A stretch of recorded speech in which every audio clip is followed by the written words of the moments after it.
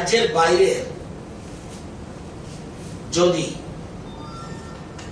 কোনো মানুষ, যেহেতু সেন্ট্রাল গভর্নমেন্ট বলেছে যার যার রাজ্যে যেতে পারে, কিন্তু সেক্ষেত্রে ওই সরকার, ওই রাজ্যের সরকার তাদেরকে ইন্টারস্টেট মুভমেন্ট পাস বলে একটা কথা আছে, ইন্টারস্টেট মুভমেন্ট পাস, এবং ইচ্ছা করলে তারা রাজ্য সরকারের কাছে to the principal secretary, transport department, government of Tripura, control রুমের নম্বর আছে এবং ইমেইল আছে। এই ইমেইলে যদি চিঠি পড়ে, আমাদের গভর্নমেন্ট, আমাদের রাজ্যের মানুষ তাদের আসার ক্ষেত্রে তারা যদি নিজেরা অ্যারেঞ্জমেন্ট করে আসতে চায়, সেই ক্ষেত্রে আমরা ইন্টারস্টেট মুভমেন্ট পাসটা আমরা অ্যারেঞ্জমেন্ট করব, কিন্তু সেক্ষেত্রে তারা একটা অ্যাপ্লাই করতে হবে থ্রু ইমেল বা যে কোনোভাবে, এবং সেক্ষেত্রে কিছু পার্টিকুলার লাগবে। নামটা তো অবশ্যই লাগবে, present address outside the state, কোথায় ডিসি তো একজন ডিমান্ড কালেক্টর তো ঘুরবে লাগিয়ে, সেজন্য present address outside the state with landmark, একটা জায়গা চিনতে হবে, তাহলে তারা যোগাযোগ করে নেবে। পার্মানেন্ট অ্যাড্রেস ত্রিপুরা দিতে হবে, প্রেজেন্ট কন্ট্যাক্ট নম্বর, এরকম যদি দেয় আমরা তাদেরকে সাহায্যের হাত বাড়াবো। কারণ কোনো সর্বদলীয় মিটিংও বলা হয়েছে সরকার যেন এই সাহায্যটা করে, মানুষ আসতে চাইলে তাদের জন্য আনার ব্যবস্থা করা হয়। এই জন্য আমি বলে দিলাম যে কেউ আসতে চাইলে দিস ইজ দ্য সিস্টেম, কিন্তু আমরা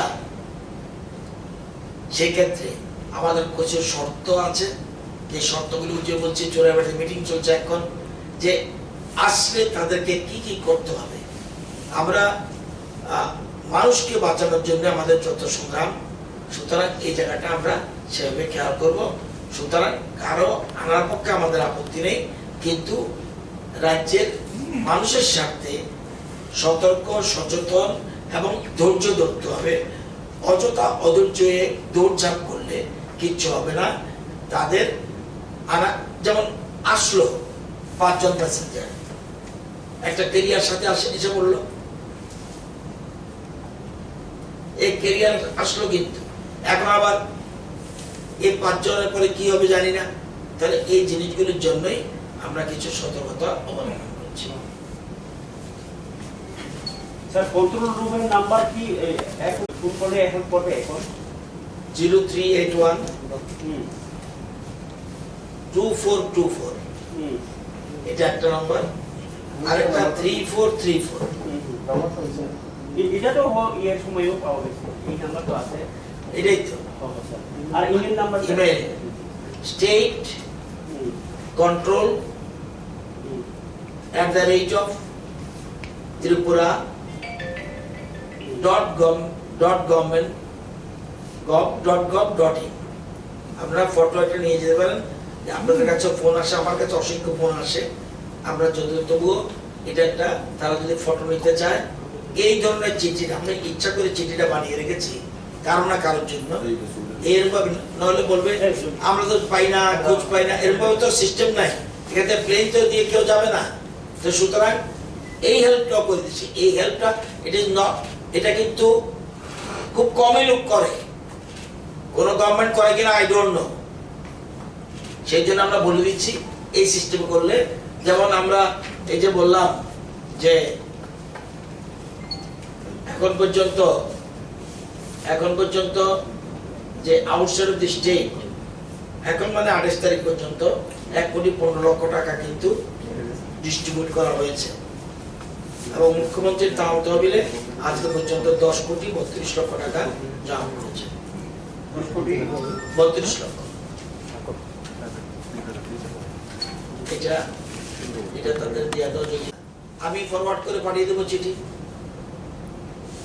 মানুষের উপকার দিয়ে কথা, তবুও ডানলপে ধরো। স্যার, বহিরাজ্য থেকে যারা আসতে চায় তাদেরকে আনা হবে, এর মধ্যে কিছু গাইডলাইন তৈরি করা হয়েছে। তো যারা রাজ্য থেকে বহিরাজ্যে যায়, কিছু শ্রমিক আছে, যেমন ইটভাটা, তারা ওই রাজ্যের মানুষ, ওই রাজ্যের সরকার আমাদের কাছে বলবে, ইন্টার মুভমেন্ট পাস দেবো। Same system, same system. ওরা এই রাজ্যের তারা ওই রাজ্য সরকারের কাছে প্রেয়ার করবে, ওই রাজ্য সরকার বলবে, এমন তো বলবে যে না আমরা কাউকে আনবো না। কোন রাজ্য সরকার বলতে পারে এখন আমরা কাউকে আনবো না, এটাও বলতে পারে। সে তারা না বললে আমরা জোর করে কাউকে পাঠাবো, আমরা বলবো না, আমরা কি জোর করে তাড়িয়ে দেবো? ওরা বলবে, ওরা যদি বলে আমাদের, আমরা যেমন রাজস্থান গভর্নমেন্ট, আমরা যদি না বলি তাহলে গাড়ি ছাড়বে না। কিন্তু আমরা গতকাল পরশুদিন বলেছিলাম হোল্ড।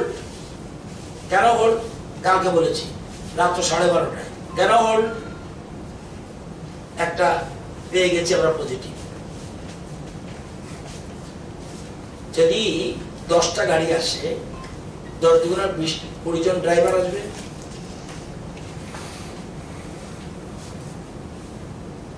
আর যে জায়গা থেকে আসছে রেড জোন,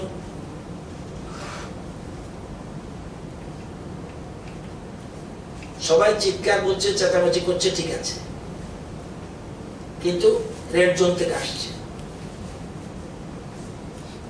তো এই ক্ষেত্রে তাহলে যারা আমাদের রাজ্যে যারা আসবে তারাও তো একটা ঝুঁকির মধ্যে দিয়ে আসছে, কারণ যারা বেসরকারি গাড়ি ভাড়া করবেন বা বেসরকারি অ্যাম্বুলেন্সে ভাড়া করেছে 1.5 লাখ 2 লাখ টাকা খরচ করে ওরা আসছে, তাদের মধ্যেও কেউ একজন কেরিয়ার থাকছে। তো এই ক্ষেত্রে কোনো অল্টারনেট সলিউশন তো একটা বলুন, সাজেশন থাকলে বলুন। যখন যা সাজেশন দিচ্ছে গভর্নমেন্ট চিন্তা করে যতটুকু গ্রহণ করা যায়। আসাম যেটা করেছে কিছু করেনি, আসাম বিপদে আছে। না, আসাম গভর্নমেন্ট রাজস্থান থেকে যারা এসছে, আসামে যারা ফেসেছিল তাদেরকে ওই গাড়ি দিয়েই পাঠিয়েছে। গভর্নমেন্ট গাড়িটা অ্যারেঞ্জ করেছে। গভর্নমেন্ট গাড়িটা অ্যারেঞ্জ করবে কি হবে, যারা ড্রাইভার হবে তাদেরকে আমরা বলেছি, আমরা রাজস্থান গভর্নমেন্টকে চিঠি দিয়ে বলেছি, দেখুন আপনারা তো বলছেন, আমরা রাজস্থানকে চিঠি দিয়ে বলেছি request for entrusting an officer from the Kota district administration for coordination with the students while hiring buses and fixing hiring by charges etc. for coming to Tripura from Kota to Rajasthan. গভর্নমেন্টের সাথে গভর্নমেন্টের take up করতে হবে। কারণ কেন গভর্নমেন্টটা বলছি, আমরা শুনেছি আমাদের কাছে খবর আছে টাকা নিচ্ছে, উঠাচ্ছে। যদি এর মধ্যে গভর্নমেন্টের লোক জড়িত থাকে, গভর্নমেন্ট একটা অ্যাপ্রুভ রেট আছে, সেই রেটের মাধ্যমে করবে। সরকারিভাবেই আমাদের বলা যা কিছু করবো আমরা সরকারিভাবে, বেসরকারিভাবে আমরা করতে পারবো না। এই জন্য আমরা সরকারের কাছে চিঠি দেবো, তারা অফিসার নিয়োগ করে গাড়ি ভাড়া করিয়ে দেবে বা চার্জ ঠিক করে দেবে, গভর্নমেন্ট অ্যাপ্রুভ রেট। স্যার, আমি কন্ট্রোল রুম নিয়ে একটু পরিষ্কার যে এখন শুধুমাত্র সিদ্ধান্ত হবে যে কাজ এখনো হয়নি, একটু 2 তারিখে হোল্ড করতে বলছে। কারেক্ট। কেন হোল্ড করতে বলেছে? বিভিন্ন প্রশ্ন উঠে গেছে, এখনই আমার দরকার নেই। এটাই আবার আপনাদের এই যে কথা বলছি আমি, এটাই ভাইরাল হবে। সকালে তো এটাই বলেছে আমাকে, স্যার আপনি কালকে এরকম বলেছেন। কথা বলা খুব কম বলা ভালো।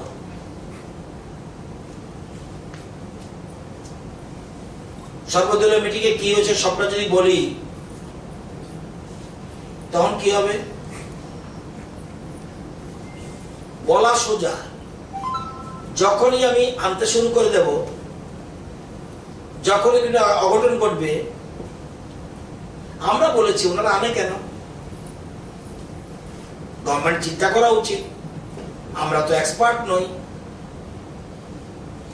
কতগুলো সমস্যা আছে, কারণ আমার মনে হয় 1030-এর কম হবে না রাজ্যের বাইরে। তাহলে কোথাও একজন আছে, একজনের জন্য গাড়ি কিভাবে যাবে? কোথাও 2 জন আছে। গভর্নমেন্টের কাছে একটা জায়গা যেটা যেমন কোটা, ঠিক আছে, কোটা শুধু 122 জন স্টুডেন্ট নয়, এরকম এখান থেকে টিপসের ছেলেমেয়েরা ট্রেনিং এ গেছিল, কেউ বোম্বে 2 জন, কলকাতাতে বেশি 65 জন, এরকম ভাগে ভাগে রয়েছে।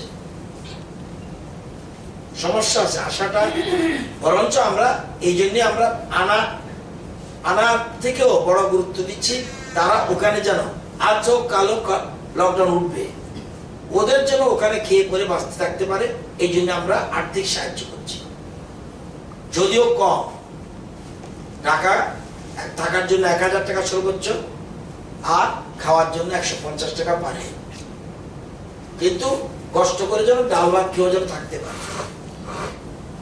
এই সংখ্যাটা অনেক রাজ্যেই এরকম যারা বাইরে রয়েছে, আমাদের রাজ্যে তো বাইরের লোক আছে, তাদের জিজ্ঞেস করুন না কজন টাকা পেয়েছে, ভালো করে 100 জনের নাম বলতে পারবে না।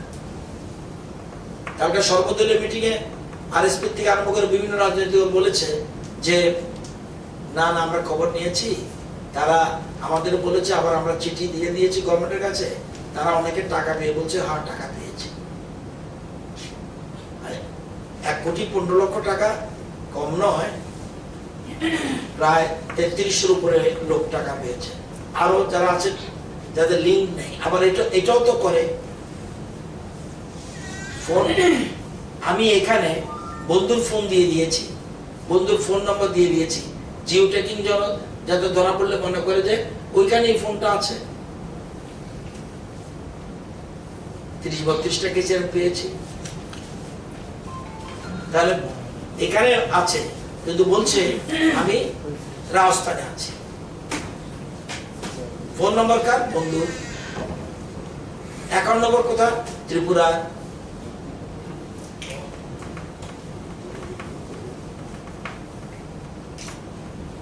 সমস্যা আছে সমস্যা আছে, যে সমস্যার মধ্যে একটা জাস্ট রিকোয়েস্ট করবো স্যার, কন্ট্রোল রুমে বড় ভাষী একজন লোক রাখলে ভালো, কারণ বাইরে যারা আছে তারা হিন্দিও ঠিক বলতে পারছে না, বাংলাও ঠিক বলতে পারছে না। যদি একজন ককবরক-ভাষী, ঠিক আছে, ককবরক-ভাষী থেকে হিন্দি, ইংরেজি, হিন্দি, বাংলা সব বলতে পারবে না স্যার, ঠিক আছে, আমি বলছিলাম তাহলে বাংলা মানে পরিষ্কার আপনারা যারা বলছেন হিন্দিও বলতে পারে না, বাংলা বলতে পারে না, এটা বোধ না, একটা ঠিক বলতে পারে, হিন্দি বলতে, আমি হিন্দি বলতে পারি না, বাংলা বলতে পারে না, এটা ঠিক না। বলেন রাজ্যের ভাষা ককবরক, ঠিক আছে, ককবরকটা থাকবে, কিন্তু বাংলাও বলতে পারে না, হিন্দি বলতে পারে। যারা বসে আছে এমন আছে সাংবাদিকতা করতো, না স্যার আমি শুনুন সাংবাদিকতা করতো, বর্তমানে এনএচএম আছে, সেও তো কন্ট্রোল রুমে আছে। তাহলে কি সেই সাংবাদিক বন্ধু কি বাংলা জানে না? বাইরের যারা আছে তাদের কথা বলছেন, বাইরে না, বাইরে ক্ষেত্রে হিন্দি ভাষা বলতে হবে, হিন্দি ভাষীর একজন এবং ককবরক ভাষীর একজন। ঠিক আছে, ককবরকটার জন্য বলবো আমাদের রাজ্যে ঠিক আছে, আমাদের রাজ্যে যে পূর্ববাজার বিহারি লেবারগুলো আছে তাদেরকে সেবার মার্চে 1,000 টাকা করে দেওয়া হয়েছে। তো সারা চেয়েছেন 22,000 খুব সম্ভব, রেডিমেড বলতে পারবো না, 22,000 খুব সম্ভব, রিক্লিন সহ 22,000 সামথিং। এছাড়াও 8,666 যারা আগরতলা শহরের বিভিন্ন জায়গায় রয়েছে, অনেক তাদেরকে আমাদের রাজ্যের মাইগ্রেন্ট লেবার যারা আছে ওই রাজ্যে, তাদের যারা যারা আমাদের কাছে সংখ্যা রয়েছে সবাই পেয়েছে, সবাই টাকাও পেয়েছে, ফ্রি রেশনও পাচ্ছে, আপ টু থার্ডের পরে আবার কি হবে পরবর্তী সময়। ভিডিও কনফারেন্সিং যে চলছে